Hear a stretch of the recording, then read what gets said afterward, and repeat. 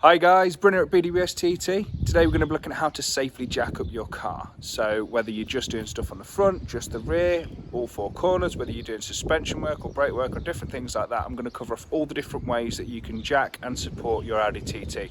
Now it is very windy today, so to avoid all the wind noise, I'm just going to record the footage and then add the audio later for you so that you don't get all that wind noise, which I know you hate. First time for me doing it that way, let's see how it goes.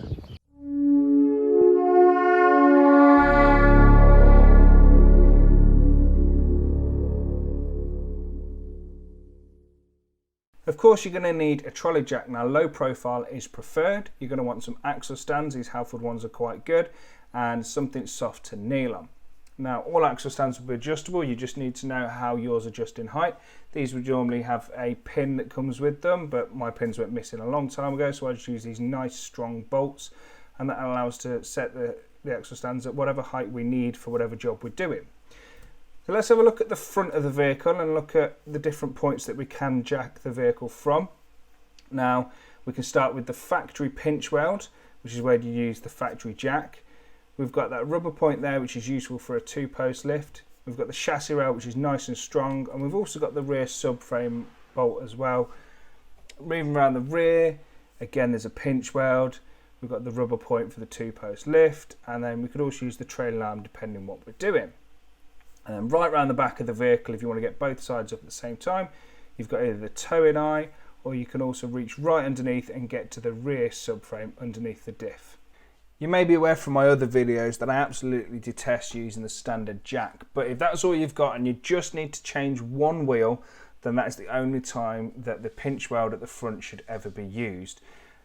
So I'm going to jack it up from that point here, and you'll see that we literally just get it to the point where the wheel can rotate freely, and that is it. That is the only amount of force that you want to be putting on that pinch weld. So you can see here, taking it nice and slowly to the point where the wheel will rotate and would be removed, and that is it. Now, if your jack won't clear the sill to get to the chassis rail, then you could use the factory jack to raise the car up ever so slightly so that you can reach. But if we're doing anything other than changing the wheel, we do need to be jacking further underneath on the chassis rail like this, so that we can get an axle stand in and underneath the car securely and safely. Now, putting an axle stand on the pinch weld is not an option. We need to put the axle stand underneath the chassis rail like so. And that's why these Halford ones are really nice, because they just cup the chassis rail quite nicely as we lower it into place. You'll see what I mean. Like so. And now we take the jack away and the vehicle is nice and secure. We can do whatever we need to underneath there. And then when we're done, again, up onto the chassis rail, take the axle stand away and lower the vehicle back down. Now, something that I want to highlight for you is how much movement there is in the car and in the jack as we go anywhere above that sort of height. So with the trolley jack, we're not going straight up. The arm is pivoting around that central bolt. And also the vehicle isn't going straight up because one wheel is still on the floor. So you've got two arcs of movement, both combining to mean that the trolley jack has to be able to move freely. Otherwise it'll either pull itself away from the chassis rail or it will skid the other wheel across the floor. But the easiest thing to happen is for the trolley jack to just move. And as I undo it here, you can see how far it actually moves. You need to make sure you've got nice smooth floor. You need to make sure the wheels on your jack are free moving, otherwise you will come into trouble the higher you go. So next here we're looking at putting the front end up, so an axle stand under both chassis rails, and this is so that we can do things like subframe removal, any suspension work, any brake work or anything like that we need to do. Now I'm actually sending this up to the highest that I ever need to go, which is 3 stages up on that axle stand, which is the height that I go for when I'm doing gearbox off jobs. So this is the highest you should ever really need to go on axle stands at the front. But as you can see, as we lift this other side up, you can see how much movement there is in the first axle stand. And if your jack isn't free to move, all that pressure and all that strain is going to cause the whole car to just get pulled off that first axle stand. So be really careful when you go in this high.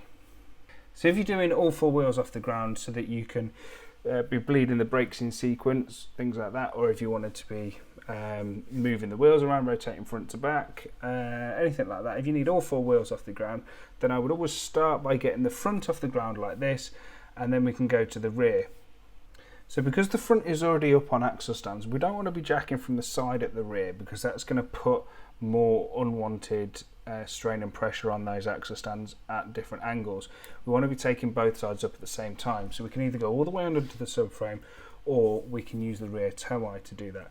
Now, using the rear tow eye with the fronts on the ground, it will lift the rear right higher than it lifts the rear left, but because the majority of the weight of the front is already being supported by those axle stands that are already higher than the point that we're lifting from, using the tow eye to jack up the rears keeps them at virtually the same height, so we can actually use that method here. And then the consideration needs to be given as to where you're going to support the rear. So it depends what work you're doing. If you're doing work on the suspension, you don't want to be putting the axle stands underneath the rear trailing arms, because you're not going to have any movement then. So you would put them on the rubber mounts. But if you're doing work on the brake lines which pass those rubber mounts very closely, you would want to put the axle stands under the trailing arms so that you've got good access to the area that you're working on. So it just depends what job you're doing. So for those of you that are familiar with the channel, you'll be aware that I always like to try and give you that bit of extra information that you're not going to get anywhere else. You know, give you a reason to subscribe to this channel and to like the videos that I put out there. And this next clip shows one such tip. And that is that if you are working with limited access to one side of the vehicle, now I can think of a garage that I work in for a customer where he's always parked about 6 inches away from the other wall, and there is just no room to get the trolley jack around that side. So what you can do is you jack it up from the side that you've got access to, and then with your low profile jack you reach all the way through to the other chassis rail, and you've got enough room to be able to jack the vehicle up. No messing around, nice and easy. Yes, you've got to pump the handle more times than maybe you'd like to, but it gives you that access that you wouldn't get otherwise. And then obviously you can just walk around the other side and put an axle stand under it and get the vehicle nice and secure. So I hope that's a really useful tip for you that you can use if you're ever hampered for access. Let's move on to jacking up just the rears. So for things like exhaust work or rear suspension, rear brakes, things like that. So we've got 2 points that we could choose to jack from. This clip here we're going to show you jacking from the rear trailing arm. So we're getting the trolley jack as close to the tyre as we can get it, which will allow us access to fit the axle stand next to the trolley jack onto the factory rubber point. And we can use that on the rear only. We can't really use that on the fronts if it's only the fronts being lifted, because those 4 cylindrical points are all designed to be used in tandem with each other. So they're all designed to take a quarter of the weight of the vehicle. Now the vehicle is front heavy, so if you're doing the rear, then they're only going to be taking up less than what they're rated to support. But if you're doing just the front, they're going to be taking up more than they're supposed to support. I hope that makes sense. My apologies for rambling on there. Anyway, as I said at the beginning of this small section, there's 2 ways of jacking it up at the rear. So we've just shown jacking it from the trailing arm, but of course we could choose to jack it from the rubber mount as well and then secure under the trailing arm. It just depends what job you're going to be doing on the rear as to how you're going to want to secure the vehicle. As we mentioned earlier, suspension work and brake work and things like that are going to require it to be supported in different ways. And then finally, let's have a look at the method that I use all day every day for jacking the rear up because I'm lazy and can't be bothered to walk from one side to the other. That is of course jacking it from the rear subframe. Again, secure it however you need to secure it, but this method just gets both sides up in one fell swoop. It's no good on lowered vehicles or vehicles with low hanging exhausts, but if you can get the access, then you might as well take advantage. Well, that's it guys, we're at the end of the video. So I hope that's been really useful for you. Like I say, I use all of these methods personally all the time, and I've never had an accident yet. But one thing you've always got to make sure is that once you've jacked it up and you've supported it, that the vehicle is definitely stable for you to be doing the job that you're doing. So if you're undoing subframe bolts, for example, and you're really having to hang off a breaker bar, you don't want it to be unstable. Because let's face it, the worst case scenario is that it falls off the axle stands and crushes you.